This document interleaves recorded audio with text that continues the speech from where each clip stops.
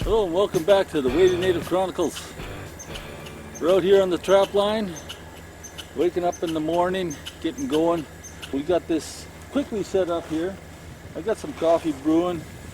We're gonna do a little exploring. We want to see if we can break a trail through from this nearest road to the Clearwater Lake. I also got a bunch of traps along with me. Going to go mainly for lynx and wolverine. Should be a very interesting day. We've got mild weather. That was part of the motivation for getting out here on the spur of the moment. Just pack up the truck and get out here because, well, we have this mild weather. We'd like to take maximum use of it. This is in December already. Up here in Canada, this is not the norm having weather like this. I'm going to try to set up a lynx wolverine trap using a mesh wire technique.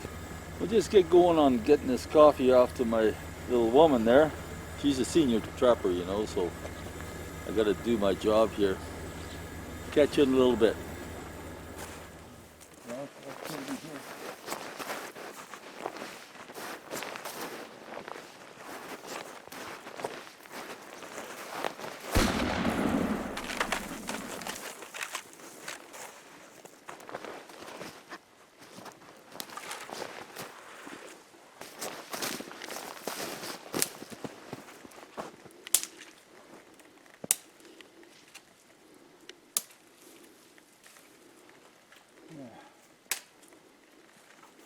This spot here, I think will make a good little place to wrap around that fence.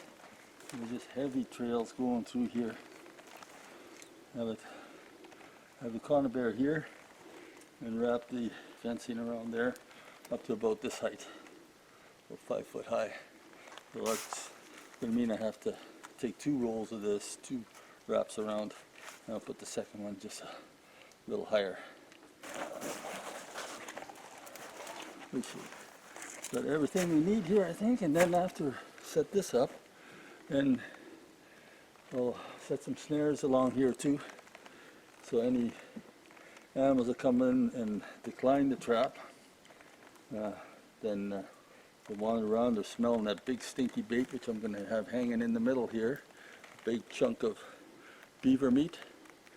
I'll have that on a pole just hanging down by a wire in the middle of the fence set. If they decline that, they walk around a little bit and get caught in the snares, hopefully. So one way or another, we're going to get these guys.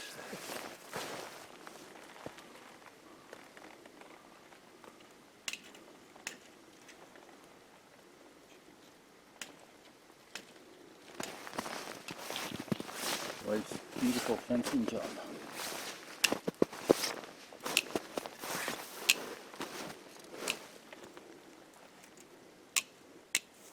There we go. Oh, and one more. There we go. Gonna gift wrap this meat good.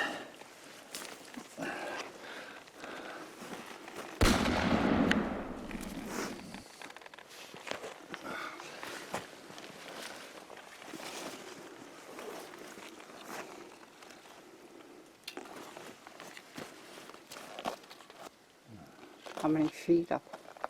I want them to be coming in at a height, so when the lynx comes in, he's got his head up and he's looking right at the meat, so the height is important. About that height, I think. So it's, 'cause you don't want him coming in like this and then underneath the trap, especially with snares. You want him looking at that meat and he goes right in where you want him to, especially, we're using a conibear, but same sort of thing, eh? Underneath the conibear, I might put a little twig in the ground, just because then when the lynx comes, a little chin stick they call that, so he doesn't come in low. He has to he raises his head just a bit to get past that stick, get his head positioned just right. Okay, now we got our meats set in here good.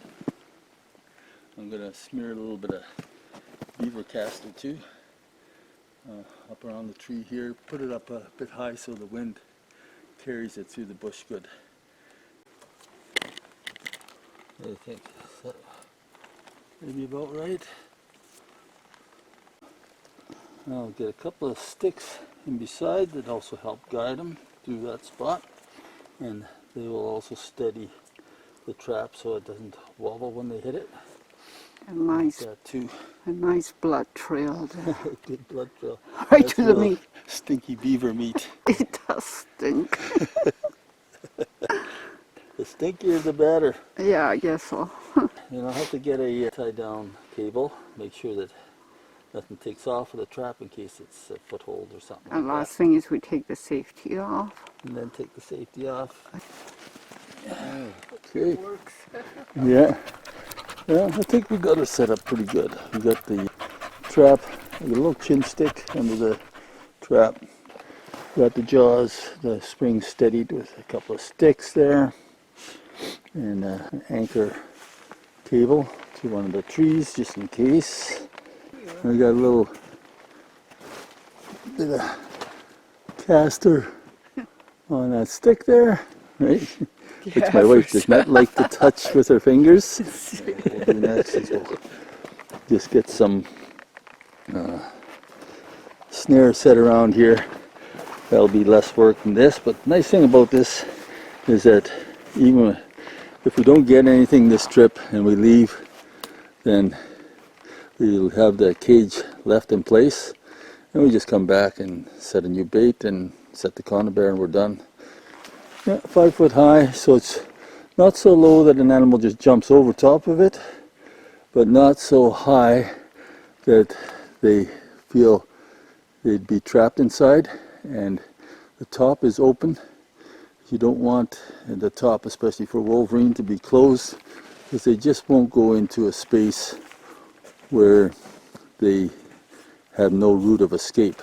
What could easily happen with this is they could climb up the tree and jump in through the top, get at the bait, and then come out through the conibear, or come in through the conibear and go at the bait. And from what I've been hearing, the thing that makes this trap work is that even for very wily critters like the wolverine, they look at that fence and they think that that's the trap, which kind of makes sense. So then they go around and they go through the conibear thinking that's the way in. They think they've identified what the trap is already. Now let's go set up a few snares. I think I can get this through here. There we go. Yeah, all one shot. There. Oh, it can't get away. Take this guy.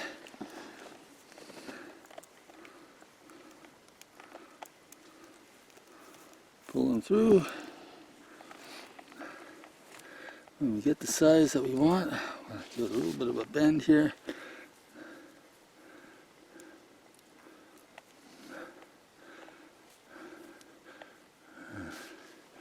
Let's see, about that size.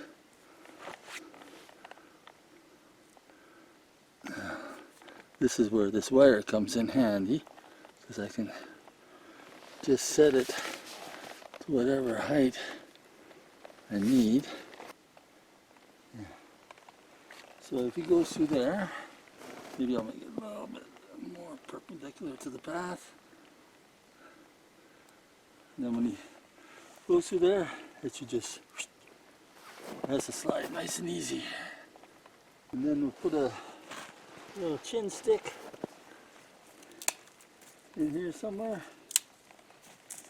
just to make him lift his head. So he goes right on through there, tied to the tree, bingo bango. Nothing to it. Then kneeling on these pads so I transfer a little less of my scent to the ground. Well, I guess we're going to wrap this up, but we'll be doing more of this, more hunting as well. The trapping is becoming a little bit more of a focus on the channel here, and I look forward to sharing with you some tips as we go along and hopefully some catches. We use a lot of this fur for my wife's native crafts. So she makes mucklucks. You've seen some of those in the videos. Mucklucks, mittens, moccasins, the whole shebang. So even though fur prices aren't all that great, if you take your furs and you use them in crafts, then you can really add value to the product and do okay. This trap line is located very far north, so when we went up here, part of the challenge is the sun doesn't get up until 9 o'clock in the morning, and by 4 o'clock in the afternoon it's down already. So you have to get here, get your stuff done, and then get the fire going, and you sit around the fire for a while. So the nights are quite long. This is the place to be if you want to get game, because there's lots of lynx, lots of sign all over the place here. This area hasn't been trapped for many, many years. So from the Weighted Native Chronicles, I'd like to wish you God bless, and we'll catch you next time.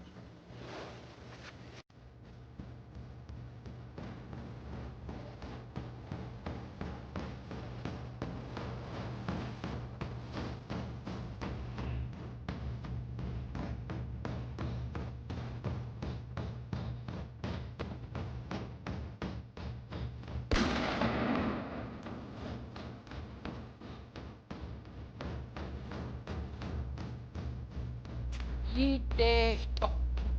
De la ke kills. Iki that's kills.